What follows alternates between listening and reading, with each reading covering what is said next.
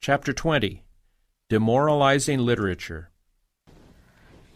When our publishing houses do a large amount of commercial work, there is great danger that an objectionable class of literature will be brought in.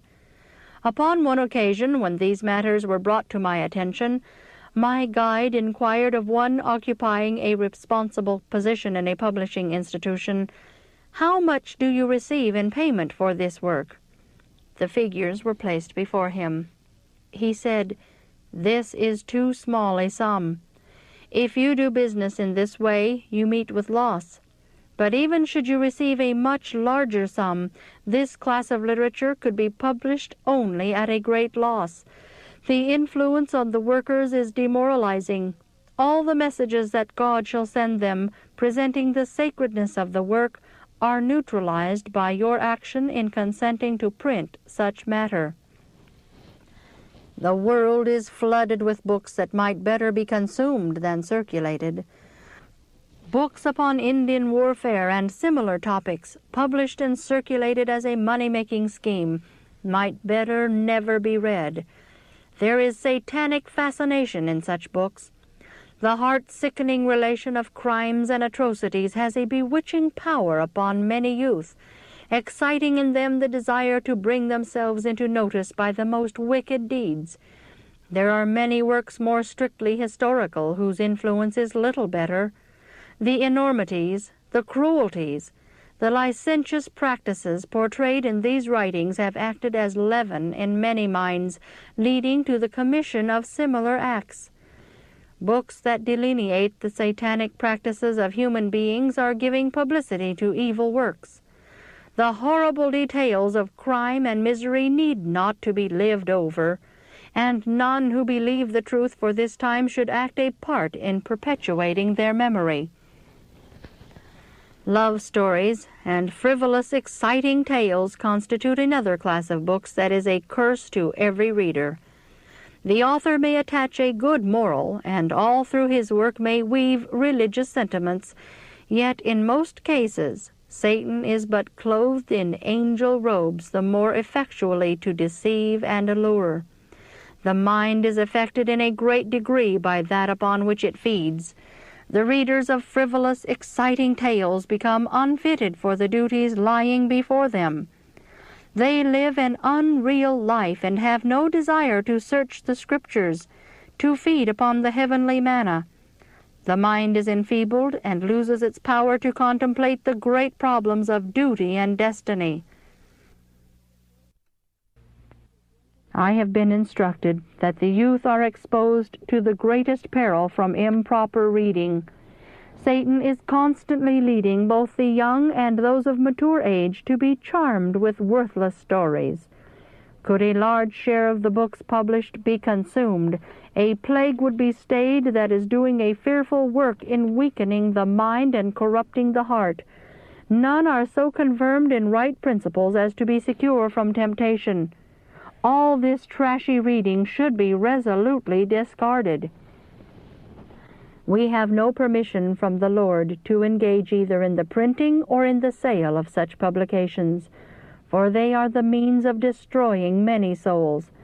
I know of what I am writing, for this matter has been opened before me. Let not those who believe the message for this time engage in such work, thinking to make money. The Lord will put a blight upon the means thus obtained. He will scatter more than is gathered. There is another class of literature, more defiling than the leprosy, more deadly than the plagues of Egypt, against which our publishing houses need unceasingly to guard. In accepting commercial work, let them beware lest matters presenting the very science of Satan be admitted into our institutions. Let not works setting forth the soul-destroying theories of hypnotism, spiritualism, Romanism, or other mysteries of iniquity find a place in our publishing houses. Let nothing be handled by the employees that will sow one seed of doubt in regard to the authority or purity of the Scriptures.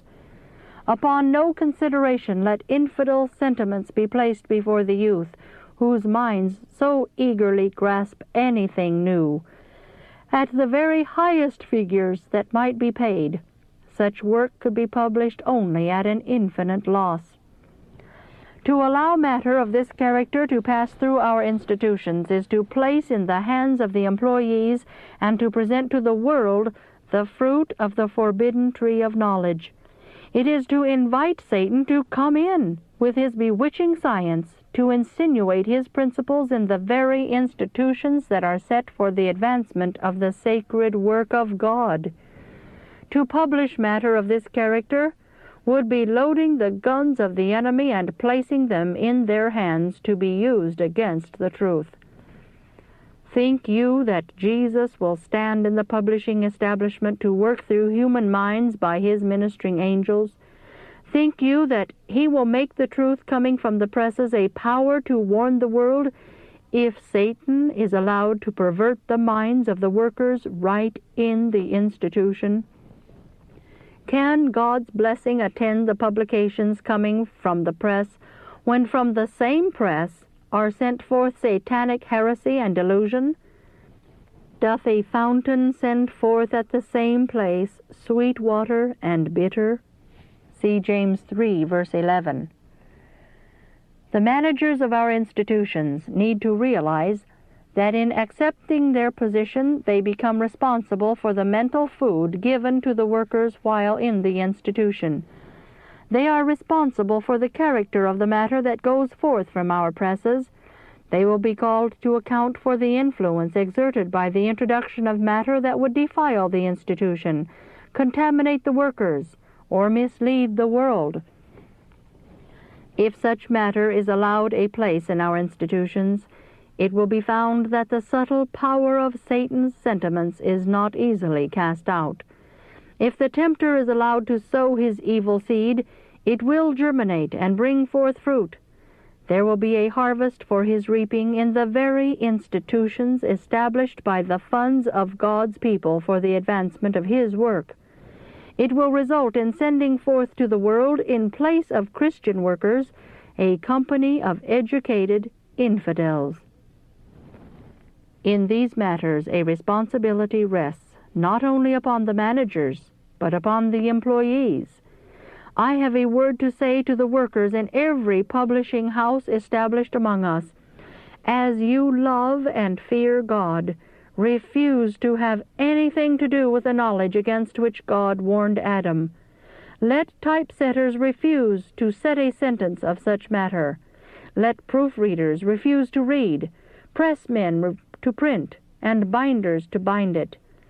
If asked to handle such matter, call for a meeting of the workers at the institution, that there may be an understanding as to what such things mean. Those in charge of the institution may urge that you are not responsible, that the managers must arrange these matters. But you are responsible. Responsible for the use of your eyes, your hands, your mind. These are entrusted to you by God to be used for Him, not for the service of Satan. When matters containing errors that counteract the work of God are printed in our houses of publication, God holds accountable not only those who allow Satan to lay a trap for souls, but those who in any way cooperate in the work of temptation. My brethren in responsible positions, beware that you do not harness your workers to the car of superstition and heresy. Let not the institutions ordained by God to send out life-giving truth be made an agency for the dissemination of soul-destroying error. Let our publishing houses, from the least to the greatest, refuse to print a line of such pernicious matter.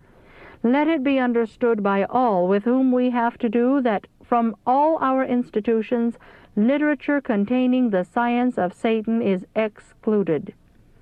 We are brought into connection with the world, not that we may be leavened with the world's falsehood, but that as God's agencies we may leaven the world with His truth.